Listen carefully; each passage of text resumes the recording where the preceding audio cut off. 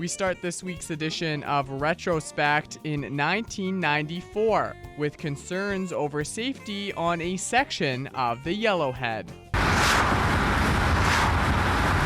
The Yellowhead Highway between Maidstone and North Battleford is getting the reputation of being a dangerous stretch of road. A few weeks ago, 2 cyclists lost their lives when they were hit by vehicles along the roadway. Last summer, 5 people were killed in 4 separate automobile accidents. That's crazy.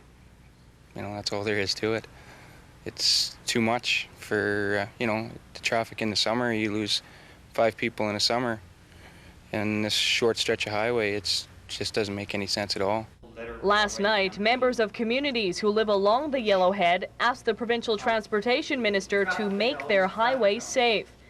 The Friends of the Yellowhead group wants Andy Renault and the Romano government to twin the highway from Maidstone to North Battleford. But the minister says there is no money available. We have $62 million this year to spend on reconstruction of roads. The project between here and the Alberta border would cost probably in the neighborhood of $40 to $45 million, and of course that would take most of our budget. Renault says Saskatchewan officials are hoping a meeting with the federal government this fall will bring in money through a national highways program. But Lashburn Mayor Bill Kulik says he thinks the government is just dodging the responsibility. Although many people have already died on the highway, he thinks the only way the government is going to take any action is if one of its own becomes a statistic. Believe it or not, I think it might take a politician.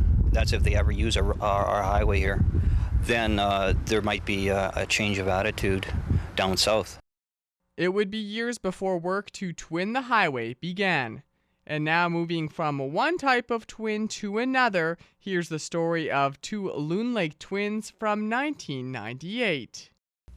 It's nothing new to have a live colt on the ground. What is surprising is to have 2. Ruby, a thoroughbred cross mare, recently gave birth to twins.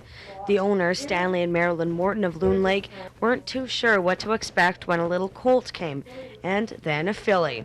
Like any twins, they have a special bond. It's actually I was just thinking the other day, I'll probably have more trouble weaning them from each other than their mother, because they seem to be more concerned about where they are, the other one is, rather than where she is. So we'll see how that goes. It's extremely rare for twin foals to be born. If they are, usually one or both doesn't live. But what makes it so special is that they're both up and running around. Probably about 1% of pregnancies will end up with twins that actually are born alive. And about 10% of all pregnancies will start out as twins, but only 1% would actually turn out like that. Now 6 weeks old, Rocket and Star have their whole lives ahead of them. And just looking at these 2 little guys, you know they'll milk the attention for all it's worth. The Mortons are just happy to have them around. They've been a lot of fun. I tell people they're not the best looking foals I've ever raised, but they are the most popular. So most of the time people walk by the good ones and come and see these. But we're enjoying them anyway. So. In fact, even though the colt is bigger, Marilyn says, the filly is learning to be headstrong and bossy, adding with a smile, just like all the females on her farm. And this has been our week in Retrospect. Retrospect this week is brought to you by Webb's Ford.